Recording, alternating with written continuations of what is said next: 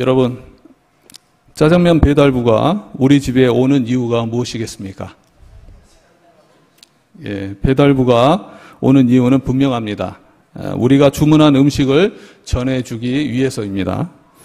우체부 아저씨가 우리 집을 찾아오는 이유는 무엇이겠습니까?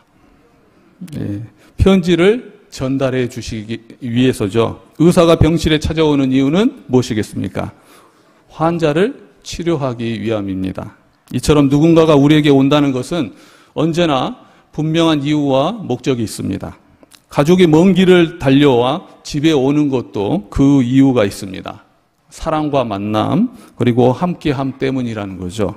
그렇다면 우리는 그 위에 어떻게 반응합니까? 짜장면이 도착하면 맛있게 먹습니다. 그리고 편지가 도착하면 그것을 읽습니다. 그리고 의사가 오면 치료를 받습니다. 사랑하는 성도 여러분, 예수님은 왜 이 땅에 오셨습니까? 이 질문은 단순해 보이지만 그 안에는 우리의 구원과 삶의 의미가 있고 무엇보다도 하나님의 사랑이 그 안에 담겨 있다는 거예요. 그렇다면 예수님께서 이 땅에 오신 이유는 무엇입니까? 우리가 그분을 맞이한다면 우리는 또한 어떻게 해야 할까요? 분명히 예수님께서 우리에게 오셨다면, 그 이유와 목적이 있다면 우리는 어떻게 앞으로 살아가야 될까? 오늘 말씀은 주님이 이 땅에 오신 이유와 또 그분의 오심 앞에 우리가 어떻게 살아야 하는지를 분명히 보여주고 있습니다. 예수님께서는 30년간의 침묵을 깨고 공생애를 시작하시면서 오늘 누가복음의 말씀처럼 가장 먼저 찾아간 곳이 어디였는지 아십니까? 화려한 예루살렘 성전도 아니었고 권력의 중심지였던 총독부도 아니었습니다. 예수님은 고향 나사렛의 작은 회당을 찾아가셨습니다. 그곳에서는 권력자도 없었고 또 유명한 사람들도 없었습니다. 그저 평범한 이웃들, 하나님께 함께 자란 동네 사람들만이 있었다는 거죠. 그날 안식일 예수님은 회당에 들어가셔서 선지자 이사야의 글을 읽으셨습니다. 오늘 누가복음 4장 18절부터 19절의 말씀입니다. 다 같이 한번 읽겠습니다. 주의 성령이 내게 임하셨으니 이는 가난한 자에게 복음을 전하게 하시려고 내게 기름을 부으시고 나를 보내사 포로된 자에게 자유를, 눈먼 자에게 다시 보게 함을 전파하며 눌린 자를 자유롭게 하고 주의 은혜의 해를 전파하게 하려 하심이라 하였더라. 아멘. 예수님은 두루마기를 덮으시고 이 모든 사람의 눈이 자신을 주목하는 가운데 이렇게 선포했습니다. 이 글이 오늘 너의 귀에 응하였다. 예수님은 자신이 바로 이사야가 예언한 그 메시아다라고 선포하신 거예요. 하나님의 구원의 희년을 오신 분이 바로 자신이다라고 말씀하신 것입니다. 구약에 모든 예언이 있었습니다. 그 구약의 모든 예언이 이 예수님이 오심으로 성취되었다는 거예요. 마침내 완성되었답니다. 그렇다면 예수님은 어떤 모습으로 이 땅에 오셨을까? 궁전에 오셨을까? 화려한 모습으로 오셨을까? 아니면 권세를 잡기 위해서 오셨을까? 아닙니다. 섬기기 위해서 오셨다는 거예요. 높아지기 위해서 오셨을까? 아닙니다. 낮아지기 위해서 오셨다는 거예요. 아니면 심판을 하기 위해서 오셨을까? 아닙니다. 구원을 하기 위해서 오셨다는 거예요. 오늘 우리가 함께 묵상할 빌립보서 2장의 말씀은 예수님이 어떻게 이 땅에 오셨는지를, 그리고 왜 오셨는지를 가장 명확하게 보여주고 있습니다. 먼저 첫 번째는 예수님은 섬김과 사랑을 위해서 오셨다는 거예요. 빌립보서 2장 6절의 말씀을 다 같이 읽겠습니다. 그는 근본 하나님의 본체시나 하나님과 동등됨을 취할 것으로 여기지 아니하시고, 근본이라 그랬습니다. 본질, 즉 변하지 않는 실체입니다. 근데 그게 바로 하나님이시라는, 예수님은 태초부터 하나님이셨고 또 지금도 하나님이시고 영원히 하나님이셔요. 모든 권세와 영광과 능력이 그분께 속해 있습니다. 그리고 7절의 말씀을 보겠습니다. 그런데 그분이 어떻게 하셨을까? 오히려 자기를 비워 종의 형체를 가지사 사람들과 같이 되셨고, 아멘. 자기를 비우셨다는 거예요. 예수님께서 하늘의 영광을 스스로 내려놓으셨다는 것입니다. 천사들의 찬양을 뒤로 하셨고 왕의 자리를 버리셨다는 거예요. 그리고 친히 종의 모습으로 연약한 우리가 같은 사람의 모습으로 오셨다는 거예요. 그분은 높아지기 위해서 오신 것이 아니라 낮아지기 위해서 오셨다는 것입니다. 생각해 보십시오. 한 나라의 왕이 그 왕의 신분을 버리고 종이 되었다는 거예요. 스스로 종이 되었다는 거예요. 그게 있을 수 있는 일입니까? 그런데 그렇게 하셨다는 것입니다. 그러나 예수님이 하신 일은 그보다 훨씬 더 낮아지심입니다. 어렸을 때는 이 말씀을 잘 이해할 수 없었습니다. 왜 하나님께서 이 땅에 그렇게 낮아진 모습으로 오셨을까? 그런데 나이가 들고 인생의 쓴맛을 알게 되고 인간이 얼마나 연약하고 또 비참한 존재를 깨닫게 됐을 때 비로소 이 말씀이 마음에 스며들기 시작했습니다. 그 하나님이 사람이 되셨다. 창조주께서 피조물의 몸을 입으셨다는 거예요. 그분의 목적은 무엇이었을까요? 마태복음 20장 28절의 말씀을 다 같이 한번 읽겠습니다. 인자가 온 것은 섬김을 받으려 함이 아니라 도리어 섬기려 하고 자기 목숨을 많은 사람의 대속물로 주려 함이니라. 아멘. 예수님은 섬김을 받기 위해서가 아니라 섬기기 위해서 도리어 오셨다는 거예요. 그런데 그분의 섬김은 단순한 봉사나 선행이 아니었습니다. 우리나 봉사나 선행을 할 수 있습니다. 그런데 예수님께서는 봉사와 선행이 아니라 구원의 사명을 위해서 우리의 모든 목숨을 살려주기 위해서 오셨다는 거예요. 누가복음 4장으로 다시 돌아가 보면 예수님은 자신이 포로된 자에게 자유를 주러 오셨다고 말씀하셨습니다. 여러분, 여기서 포로된 자가 누구이겠습니까? 바벨론에 끌려간 이스라엘 백성만을 말하는 것은 아닐 것입니다. 죄로 포로가 된 모든 인류를 말한다는 거예요. 우리는 스스로의 힘으로는 죄의 사슬을 끊을 수 없는 포로들이었습니다. 쇠사슬에 매여 있는 포로들이었다는 거예요. 그런데 그 포로들을 해방시키기 위해서, 자유롭게 하기 위해서, 아무리 발버둥을 쳐도 죄의 권세에서 벗어날 수 없는 우리들이 왕의 자리에서 스스로 내려오신 예수 그리스도를 통해서 자유를 누리게 되었다는 거예요. 그리고 예수님은 또한 눈먼 자에게 다시 보게 함을 전파하러 오셨다고 하셨습니다. 육체의 눈으로는 도저히 볼 수 없는 것들을 우리들에게 보여주기 위해서 이 땅에 오셨던 거예요. 가장 비극적인 영적인 눈멍 상태에 있는 우리들에게 제대로 바라볼 수 있도록 해주기 위해서 예수님은 어둠 속에 빛이 되어서 내려오셨다는 것입니다. 그리고 눌린 자를 자유롭게 하기 위해서 오셨습니다. 삶의 무게에 눌려있는 자들, 그리고 고통과 절망에 짓눌린 자들, 불의와 억압 아래 신음하는 자들, 그 자들을 자유롭게 하시기 위해서 내려오셨다는 거예요. 이것이 예수님이 선포하신 주의 은혜의 해, 곧 희년의 복음이라는 거예요. 희년이 무엇입니까? 레위기 25장에 나오는 희년은 50년마다 돌아오는 특별한 해였습니다. 그 해에는 모든 빛이 탕감되고 종들이 자유를 얻고 잃어버린 땅이 회복되는 것이었습니다. 그런데 예수 그리스도께서 이 땅에 오셔서 그 모든 자유와 또 회복을 이루게 해주셨다는 거예요. 오늘 우리가 교회에 나와서 예배드릴 수 있는 것, 그리고 하나님을 아버지라 부를 수 있는 것, 그리고 제사함의 은혜를 누릴 수 있는 것, 이 모든 것이 예수님의 그 섬김 때문에 이루어질 수 있었다는 거예요.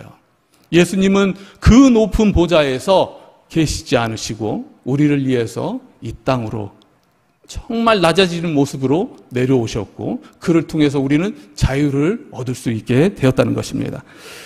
그렇다면 사랑하는 성도 여러분, 여기서 먼저 질문하고 시작하도록 하겠습니다. 우리는 어떻게 살아가야 할까?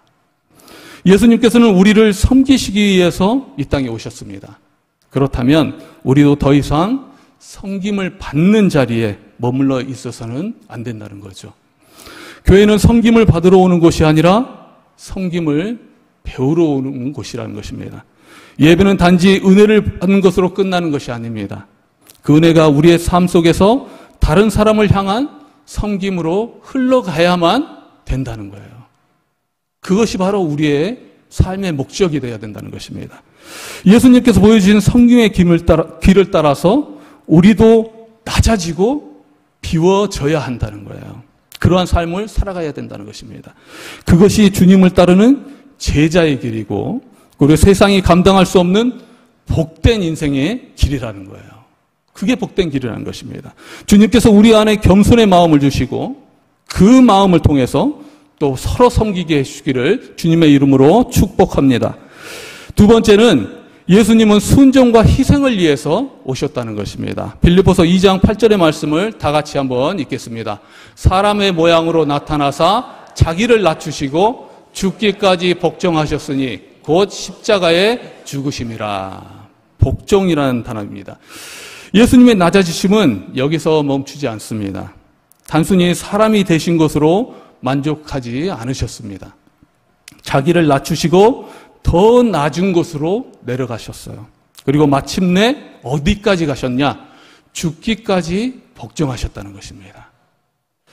죽기까지 복종하셨다는 말이 얼마나 우리들에게 강력하게 다가오는지 모릅니다. 예수님의 순종은 편할 때만 그리고 좋을 때만 유리할 때만 하는 조건적인 순종이 아니었습니다. 죽음이라는 극한적인 상황 속에서 정말 죽음을 넘어서는 저주에 있는 그 자리까지 가면서도 복종하셨다는 거예요. 그것도 어떤 죽음이었냐? 곧 십자가의 죽으심이었다는 것입니다. 십자가형의 죽음은 로마 시대에서 가장 잔인하고 수치스러운 형벌이었습니다. 로마 시민에게는 절대 적용되지 않았고 오직 최악의 범죄자들, 노예들에게만 가해지는 형벌이었다는 거예요. 그것은 단순히 육체적 고통뿐만 아니라 사회적으로 낙인이 찍히는 것이었고 극도의 수치심을 주는 것이었습니다. 그런데 예수님은 그 저주의 자리, 수치의 자리, 죽음의 자리까지 스스로 내려가신 거예요. 왜 그렇게까지 하셨을까? 갈라디아서 3장 13절의 말씀은 그 답을 주고 있습니다. 그리스도께서 우리를 위하여 저주를 받은 바 되사 율법의 저주에서 우리를 속량하셨으니 그록된 바 나무에 달린 자마다 저주 아래에 있는 자라 하였습니다. 예수님은 우리가 받아야 할 저주를 대신 받으셨다는 거예요. 우리가 죽어야 할 자리에 대신 서셨고 우리를 구속하셨고 그 사랑 가운데에서 우리를 구원하셨다는 것입니다. 그리고 예수님은 그 자리를 어쩌면 피하고 싶었을지도 모릅니다. 겟세마네 동산에서 예수님은 땀이 핏방울이 되도록 간절히 기도했습니다. 아버지여, 만일 아버지의 뜻이거든 이 잔을 내게서 옮기시옵소서. 너무나도 십자가의 고통이 큰 것을 알기 때문에 예수님도 인간의 몸을 입으셨기에 고통과 죽음 앞에서 두려움과 아픔을 느끼셨습니다. 그러나 그분은 그 기도를 이렇게 마무리하고 있다는 거예요. 그러나 내 원대로 마시옵고 아버지의 원대로 되기를 원하나이다. 이것이 바로 순종이라는 거죠. 자신의 뜻을 내려놓고 하나님의 뜻을 선택하는 것. 그것이 진정한 순종이고 그 순종을 통해서 우리는 모두 구원받을 수 있었다는 것입니다. 만약에 그 순종이 없었다면 예수님이 뜻대로 이뤘다면 우리는 구원을 받을 수 없었다는 거예요. 어쩌면 구원은 이러한 순종이 있었기 때문에 이루어졌지만 이 순종은 우리가 생각하기로 머리로 아는 것이 아니라고 생각합니다. 마음으로 결단하고 온 몸으로 실천한 거죠. 그리고 삶으로 보여줘야 된다는 거예요. 예수께서 죽기까지 순종하신 것처럼 우리도 어려움 속에서도 손해를 볼 수 있습니다. 손해를 감수하면서도 그리고 고난을 당할 수 있습니다. 고난 가운데에서도 하나님 말씀에 순종하는 것. 그것이야말로 순종이라는 거죠. 그때 우리는 그것으로 끝나는 것이 아니라 그 가운데에서 복음의 능력을 실제로 경험할 수가 있게 된다는 거예요. 말씀이 우리의 삶에서 오늘의 누가복음 말씀처럼 응하게 되는 그런 역사가 일어날 수 있다는 것입니다. 그러나 오늘 많은 사람들은 쉬운 길을 선택합니다. 편한 길을 선택합니다. 즐거운 길만을 선택한다는 거예요. 십자가 없는 면류관, 고난 없는 영광, 희생 없는 축복을 바랄 때가 있다는 거죠. 그러나 예수님의 길은 달랐습니다. 낮아짐이 있었고 순종이 있었고 그 가운데 십자가가 있었다는 거예요. 그리고 그 길을 통해서 구원이 완성될 수 있었다는 것입니다. 할렐루야. 그 길이 쉬운 길은 아니지만 그 길이 진리고 그 길 끝에 생명이 있음을 믿습니다. 여기 계신 모두가 말씀을 듣는 자로서 머무르지 않고 말씀대로 살아내는 순종을 이루시기를 주님의 이름으로 축복합니다. 세 번째는 예수님은 영광과 회복을 주시기 위해서 오셨다는 거예요. 많은 고난과 힘든 일이 있었습니다. 그러나 그것으로 끝나지 않으셨다는 거죠. 빌립보서 2장 9절부터 11절까지의 말씀을 다 같이 읽겠습니다. 이러므로 하나님이 그를 지극히 높여 모든 이름 위에 뛰어난 이름을 주사 하늘에 있는 자들과 땅에 있는 자들과 땅 아래에 있는 자들로 모든 무릎을 예수의 이름에 꿇게 하시고 모든 입으로 예수 그리스도를 주라 시인하여 하나님 아버지께 영광을 돌리게 하셨느니라. 아멘. 우리는 이러므로라는 접속사를 주목했으면 좋겠습니다. 예수님이 자기를 비우셨기 때문에 종의 형체를 가지셨기 때문에 죽기까지 복종하셨기 때문에 이러므로 하나님이 그를 지극히 높이신 것입니다. 예수님의 낮아지심은 패배가 아니었다는 거예요. 그것은 승리로 가는 길이었다는 것입니다. 십자가는 끝이 아니라 부활의 시작이었다는 거죠. 그리고 예수님은 낮아지셨지만 결국 하나님께서 높여주셨다는 거예요. 우리의 삶이 그렇습니다. 우리는 비록 섬김의 자리로, 순종의 자리로, 그리고 고난의 자리로 나아갈 수 있습니다. 그런데 결국 이러므로 결국 하나님께서는 우리를 높여주신다는 거예요. 지극히 높여라는 그 뜻은 극도로 그리고 최고로 높이셨다라는 의미가 있어요. 하나님은 예수님을 단순히 높이신 것이 아니라 가장 높은 곳 그리고 더 이상 높일 수 없는 최고의 자리에 앉히셨다는 것입니다. 그리고 모든 이름 위에 뛰어난 이름을 주셨습니다. 이름은 단순히 호칭이 아니죠. 성경에서 이름은 그 존재와 본질과 권위를 나타냅니다. 예수님의 이름은 모든 이름 위에 뛰어난 이름이 되셨다는 거예요. 왕의 이름보다, 황제의 이름보다, 그 어떤 권세자의 이름보다 뛰어난 이름이 되셨다는 거예요. 그것은 하나님께서 그렇게 높여주셨다는 것입니다. 이것이 바로 복음의 결론입니다. 우리가 복음 가운데 힘든 일이 있을 수 있습니다. 그리고 섬김과 순종 가운데 낮아짐이 있을 수 있습니다. 근데 그 결론은 하나님의 높으심이라는 거예요. 예수님은 우리를 위해서 낮아지셨지만 결국 가장 높은 곳에 앉으셨습니다. 고난을 받으셨지만 영광을 받으셨습니다. 십자가에 달리셨지만 부활하셨습니다. 낮아지심은 끝이 아니라 영광을 향하는 길이라는 거예요. 누가복음 4장의 선언으로도 알 수 있듯이 이 영광은 또한 과거에 머무르지 않습니다. 과거의 사건 한 사건으로 끝나지 않는다는 거예요. 예수님이 시작하신 희년의 복음은 먼저 우리에게 임했고 이제 교회를 통해서 성도 한 사람 한 사람을 통해서 세상 속에 흘러가게 되어 있다는 거예요. 우리가 예수님의 손가발이 되어서 정말 포로된 자에게 자유를 선포하고 눈먼 자에게 빛을 비추고 눌린 자를 일으켜 세울 수 있는 그러한 자리로 우리를 인도해 주시고 계시다는 거예요. 예수님께서 낮아지시고 고난 받으신 이유가 무엇일까? 우리 한번 생각해 봤으면 좋겠습니다. 바로 우리에게 자유를 주시기 위해서라는 거죠. 우리는 죄의 포로였습니다.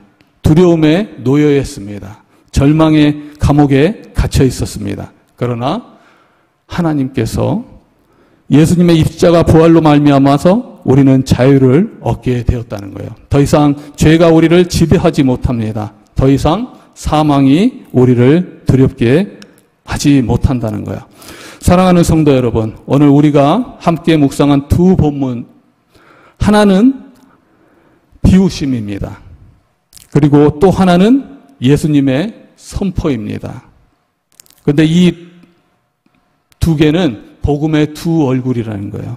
그분은 스스로 낮아지셨고 그 낮아짐 속에서 하나님의 나라가 시작되었다는 것입니다. 예수님이 이 땅에 오신 이유는 하나님과 정말 단절된 우리들에게 그 복음을 통해서 우리를 다시 그 사랑으로 품어주시기 위해서 오셨다는 거예요. 엄마가 아이를 품듯이, 그리고 그 아이를 보살펴주고 지켜주기 위해서, 그 사랑으로 주님은 죄로 인해서 멀어진 우리를 회복시키시고 사명의 권세에 있던 우리를 생명으로 인도하시기 위해서 오셨다는 것입니다. 예수님은 하나님과 동등하신 분이셨지만 우리를 사랑하셨기에 친히 인간이 되셔서 십자가의 복음을 감당하셨고 그 희생을 통해서 우리에게 새 생명을 주시기 위해서 이 땅에 오셨다는 거예요. 그리고 그 예수님의 사건은 과거의 이야기가 아닙니다. 복음은 오늘의 우리에게 복음이고 지금 우리 살아계신 그 주님은 우리 삶 속에 역사하시는 주님이라는 거예요. 예수님은 지금도 우리 안에 오셔서 일하게 계시고 포로된 마음을 풀어주시고 닫힌 영혼을 열어주시고 눌린 자를 자유케 해주시는 분이시라는 것입니다. 그분의 손길이 우리의 상처를 만져주시고 그분의 음성이 우리의 두려움을 잠재주시고 그분의 사랑이 우리의 삶을 새롭게 해주실 것을 믿습니다. 그렇다면 예수님이 오신 이유가 이렇게 분명하다면 우리도 이제 예수님의 발자취를 따라가야 합니다. 성김의 길을, 또 순종의 길을, 낮아짐의 길을 걸어가야 한다는 거예요. 그 길이 때로는 험하고 힘들 수 있습니다. 또 십자가의 무게가 무거울 수 있습니다. 그러나 결국 예수님을 높여주신 그 하나님이 계셨던 것처럼 결국은 하나님이 이루어 주신다는 거예요. 그 길 끝에는 부활이 있고 영광이 있고 생명이 있다는 거예요. 빌립보서 2장 12절의 말씀은 이렇게 시작합니다. 그러므로라고 시작한다는 거죠. 한번 다 같이 읽어보겠습니다. 그러므로 나의 사랑하는 자들아, 너희가 나 있을 때뿐만 아니라 더욱 지금 나 없을 때에도 항상 복종하여 두렵고 떨림으로 너희 구원을 이루라. 아멘. 우리의 구원은 이미 예수 그리스도를 통해서 그 예수 그리스도의 낮아짐과 섬김을 통해서 완성되었지만 동시에 날마다 이루어져 가야 한다는 거예요. 여기서부터 우리의 역할이 있습니다. 예수님이 우리를 위해서 이루신 구원을 우리의 삶 가운데에서 실제로 경험하며 살아가는 것, 그것이 바로 구원을 이루어가는 것이라는 거예요. 예수님이 우리를 위해서 모든 것을 내어주셨다면 그로 인해서 우리가 자유와 또한 영안을 가질 수 있게 되었다면 우리도 우리 자신을 온전히 그분께 드리는 인생을 살아가야 합니다. 예수님이 우리를 섬기셨다면 우리도 서로 섬기며 살아가야 합니다. 예수님이 말씀에 순종하셨다면 그를 통해서 우리를 구원하셨다면 우리도 말씀대로 순종하며 살아가야 합니다. 오늘 저녁에 예수님이 이 땅에 오신 이유가 단순한 지식이 아니라 여러분의 삶을 변화시키는 능력이 되기를 소망합니다.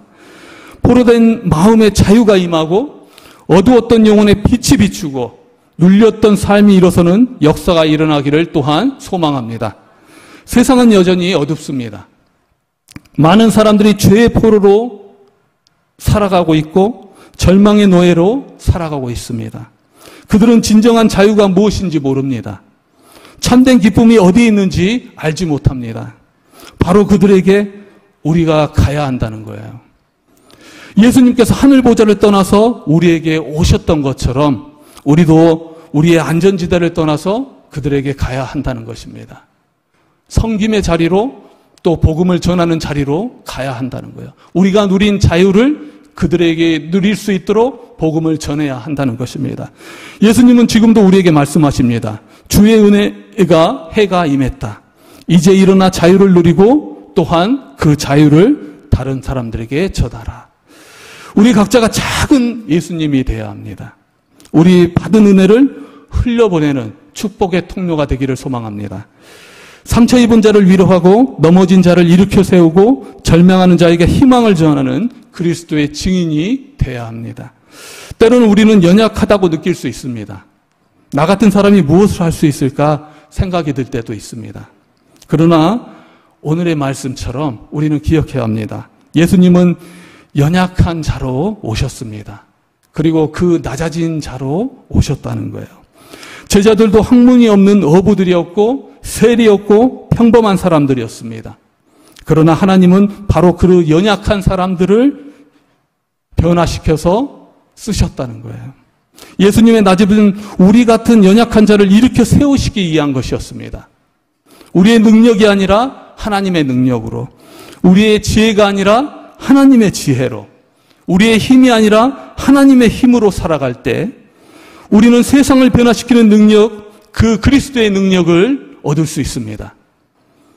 예수님께서 자기를 비우셨던 것처럼 우리도 우리 자신을 비울 때에 성령으로 충만한, 우리 비워진 자리에 성령으로 충만함이 채워질 때 하나님의 놀라운 역사를 통해서 우리는 하나님의 그 역사를 경험할 수 있습니다. 사랑하는 성도 여러분, 예수님이 우리를 위해 모든 것을 버리고 이 땅에 오셨다면 우리도 우리의 삶을 그분께 온전히 드리기를 원합니다. 예수님이 죽기까지 순종하셨다면 우리도 어떤 대가를 치르더라도 말씀에 순종하다고 결단하는 하루가 되기를 바랍니다. 예수님이 섬기러 오셨다면 우리도 섬기는 삶을 살겠다고 그렇게 결단했으면 좋겠습니다. 이 결단이 우리의 삶 속에서, 우리의 모든 관계 속에서 살아 움직이기를 바랍니다. 우리는 그런 사랑을 할 수 없었습니다. 그러나 예수님이 그 사랑으로 이 땅에 오셨다는 거예요. 그리고 구원을 이루셨고 그 사랑을 우리들에게 보여주셨습니다. 예수님의 사랑으로 사랑하고 우리 사랑으로는 사랑할 수 없습니다. 그러나 예수님께서 이 땅에 오신 이유를 우리는 분명히 알고 있습니다. 그렇다면 우리는 사랑할 수 있어요. 그리고 예수님의 마음으로 다른 사람들을 섬길 수 있습니다. 그리고 예수님의 순종으로 살아가는 모두가 될 수 있습니다. 마지막으로 다시 한번 누가복음 4장 21절의 말씀을 우리는 기억했으면 좋겠습니다. 이 글이 오늘 너희 귀에 응하였느니라. 예수님은 선포하셨고 자유를 선포하셨고 그 가운데 우리 모든 역사가 너희 귀에 응했다고 말씀하셨습니다. 오늘 저녁에 이 말씀이 여러분 한 사람 한 사람의 삶 가운데 응하기를 축복합니다. 예수님의 선포하신 자유가 여러분의 것이 되고 그분이 약속하신 회복이 여러분의 것이 되고 그분이 주시는 기쁨과 평강이 여러분의 것이 되시기를 주님의 이름으로 축원합니다.